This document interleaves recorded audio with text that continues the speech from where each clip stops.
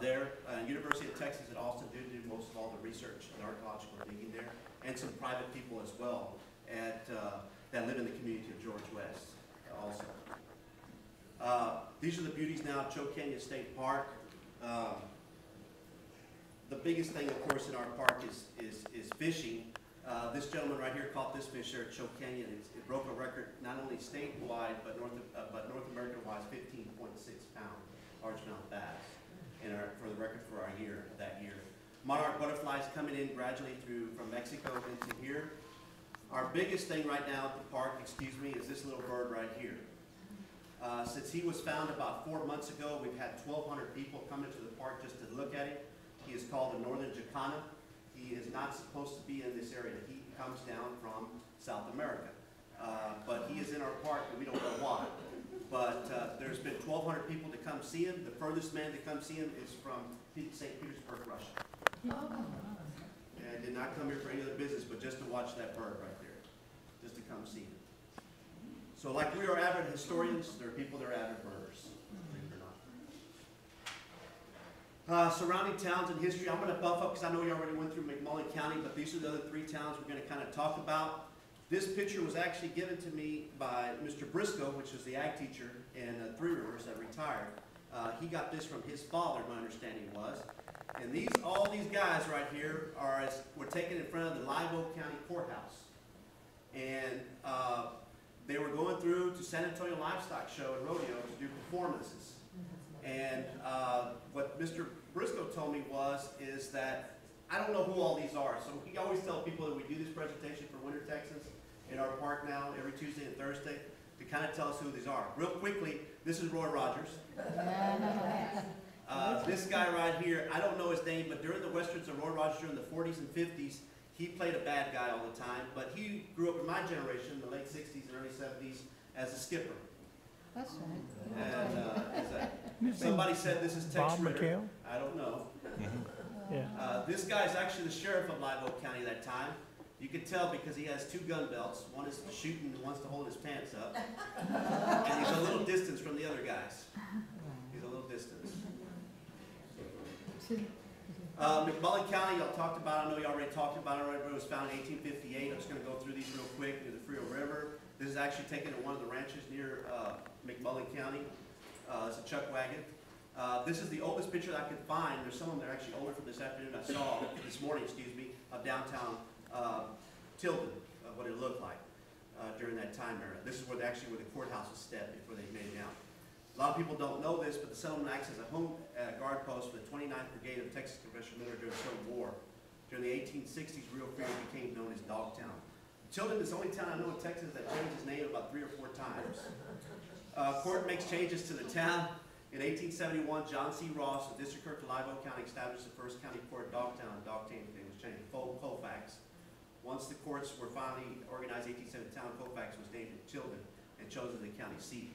One thing I tell people whenever I would talk about the town of Tilden real quick is that there used to be a commercial when I was a kid, and it used to be about paste sauce. And paste county sauce, cowboys would pass around the paste county sauce, and then this other guy would dip it. He says, "Oh, here, this will work." And he'll dip it, and he goes, "Oh my God, where's this made?" And after they taste it, of course, it's in New York City. And I think McMullen County was so weird because it's the only town named after a governor of New York City, which is this man, Samuel J. Tilden. And he was only in the town, I understand, like 2 or 3 hours. He just passed it through as a candidate and decided to name the town after him. Wow. Highlights of Tilden. A lot of people I know they discussed it probably this morning. In 1881, Tilden became the home of McMullen County College. Community College in 1897 shut its doors. In 1930, possibly to the new oil production in the county, 500 people and 15 businesses. I don't know if they have this picture this morning because I arrived late, but this is the original. This is not the original courthouse, but it was done later in the 1800s. My understanding was. But you see, what's going to be the difference? I'm going to show you. And they talked about, this is the only picture I could find of Tilden's Boot Hill Cemetery. Just some people did die very violently there. The thing is that it doesn't have, this is what the courthouse looks like now, is it doesn't have the smokestacks anymore. They took them off. I believe it was around the 1950s. You don't see them anymore.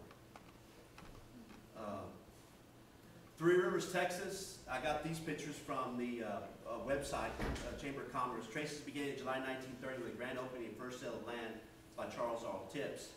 Charles R. Tips, a University of Texas graduate, Tips suggested Three Rivers become the nearby influences because of the Atascosa and Frio River. Glass and Three Rivers. This is what Three Rivers was known for. The establishment of the Three Rivers Glass Company in 1922 was the most significant chapters in Three Rivers history. The factory was established after the discovery of a large deposit of pumiceone sand just north of Three Rivers. The glass factory closed its doors in 1937. It's because they were bought out. But the first bottle they ever made, we found it on the property there, is actually a doctor in Dublin, Texas, came up with a drink that was supposed to basically make you feel good. It actually ended up to be an enema, what it was. And it was known as, we all know it as Dr. Pepper.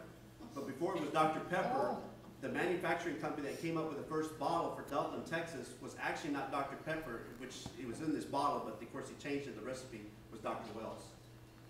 Dr. Samuel Wells was the first one to come up with Dr. Pepper, and this is actually the first bottle Three Rivers Bottling Company ever came out with as a soda bottle, and this was the first one. If you turn it over, first off, to clarify this, if you look at the jars, you can see them in antique shops in Three Rivers.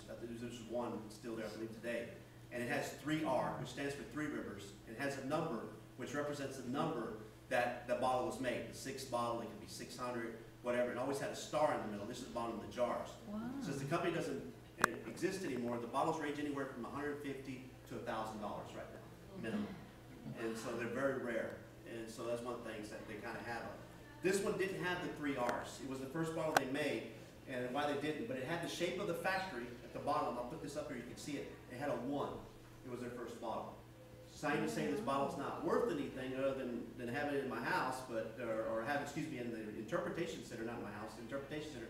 It's been chipped. So there's not really much to a collector's value, other than just showing what it looked like. The other bottle that they came up with, as you well know, in the 1950 conflict of the Korean War, we had, real quickly, everybody remembers Great Knee-High soda water. Well, the one that they came up with, that the Three Rivers Bottling Company came up with, was before Knee-High was Knee-High, it was New Grade. And this is another bottle that the bottling factory came up with in Three Rivers. There's a bottle.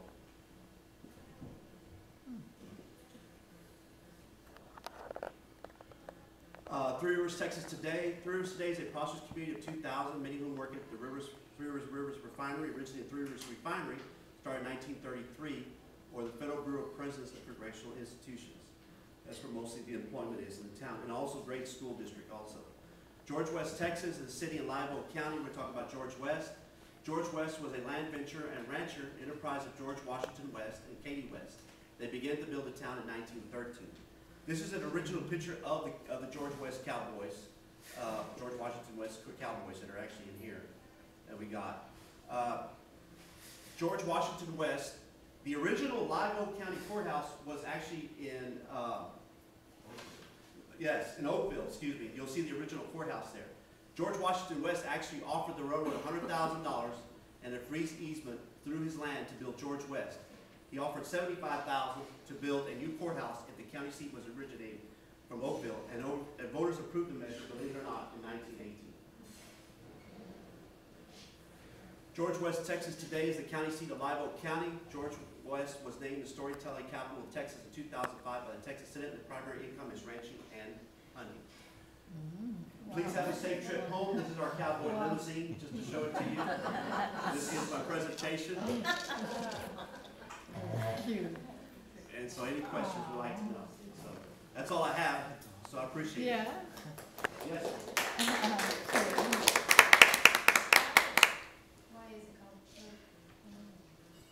The question was, is why they call it Choke Canyon State Park. There is a rumor going around, believe it or not, for many years, that states that somebody was actually choked and killed there. That's not true. It's because they choked off 3 rivers to create our man-made reservoir. The Atascosa and the Frio, and the other one I went blank on. Nueces, yes. No, it doesn't. It doesn't. But it was those 3 identities of those areas of where they're at.